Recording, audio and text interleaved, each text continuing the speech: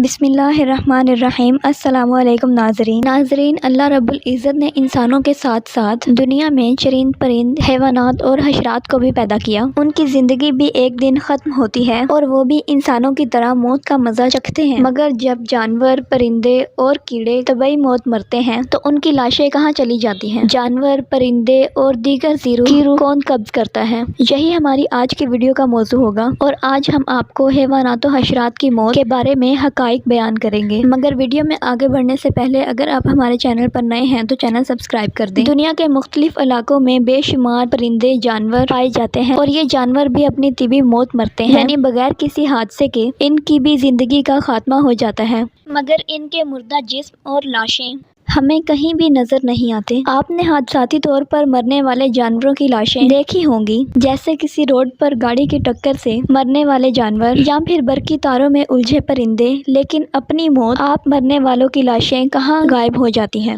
ہمیں ان مردہ جانوروں کی لاشیں تو نظر آتی ہیں جو قید میں مر جائیں یا انہیں زہر دے دیا جائے یا شکاری یا کسی دوسرے پرندے نے اسے گھائل کیا ہو اور آہستہ آہستہ دم نکل جائے۔ دم نکلتے ہوئے آپ نے کسی جانور کو نہیں دیکھا ہوگا، یہاں تک کہ کسی چونٹی کو بھی ایسے مرتے نہیں دیکھا ہوگا۔ ہاں، اگر کوئی بیماری کی وجہ سے جانور اچانک مرتا ہے تو آپ دیکھ رہے ہوتے ہیں۔ ناظرین، یہی سوال ایک مرتبہ امام جعفر صادق رضی اللہ تعالیٰ عنہ سے کیا گیا تو انہوں نے اس کی حیران کن وجہ بتائی۔ انہوں نے فرمایا، طبی موت مرنے والے جانوروں، پرندوں اور کیڑے مکوڑوں کے مردہ اجسام تمہیں اس لیے نظر نہیں آتے کہ ان کو، یعنی چوپایوں، پرندوں اور دوسرے جانوروں کو اپنی موت کا علم اللہ کی طرف سے پہلے ہی ہو جاتا ہے اور وہ اس مقررہ وقت سے پہلے پہاڑوں، غاروں، درختوں کے کھوکھلے تنوں، زمین کے سوراخوں یا گہرے گڑھوں میں جا کر بیٹھ جاتے ہیں اور وہیں مر جاتے ہیں۔ یہ اللہ رب العزت کا نظام ہے جس کی وجہ سے آج انسان سکون سے سانس لے رہا ہے، ورنہ اگر باقی جانوروں، کیڑے مکوڑوں کو چھوڑ کر صرف پرندوں کو لیا جائے تو ایک اندازے کے مطابق دنیا میں پرندوں کی تعداد 700 ارب ہے۔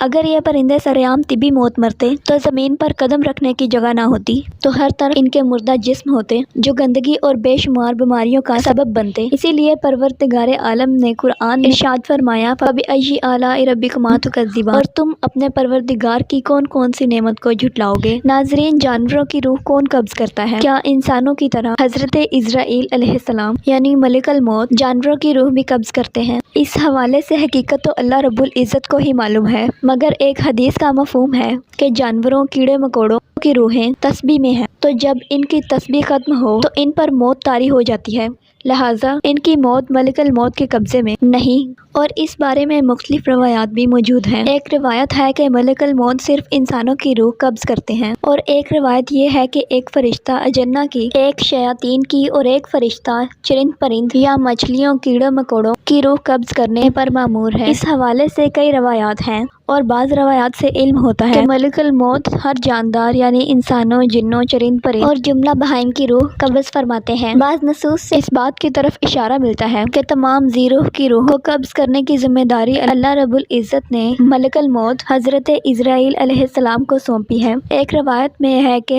ملک الموت نے ایک مرتبہ نے حضرت محمد صلی اللہ علیہ وآلہ وسلم سے کہا کہ میں ایک مچھر کی روح بھی اللہ رب العزت کے حکم کے بغیر اپنی مرضی سے قبض نہیں کر۔ اس بات سے یہ اشارہ ملتا ہے کہ مچھر کی روح بھی اللہ رب العزت حضرت عزرائیل علیہ السلام کو فرماتے ہیں۔ امام قرطبی رحمۃ اللہ علیہ اس حوالے سے فرماتے ہیں کہ اس حدیث مبارکہ سے پتہ چلتا ہے کہ ہر زیروح کی روح قبض کرنے کی ذمہ داری اللہ رب العزت نے حضرت عزرائیل علیہ السلام کو سونپی ہے۔ امام مالک بن انس رضی اللہ تعالیٰ عنہ سے ایک مرتبہ ایک شخص نے دریافت کیا کہ مچھروں کی روح بھی ملک الموت قبض کرتے ہیں، تو انہوں نے دریافت کیا کہ کیا ان میں جان ہے؟ تو جواب دیا گیا، جی ہاں۔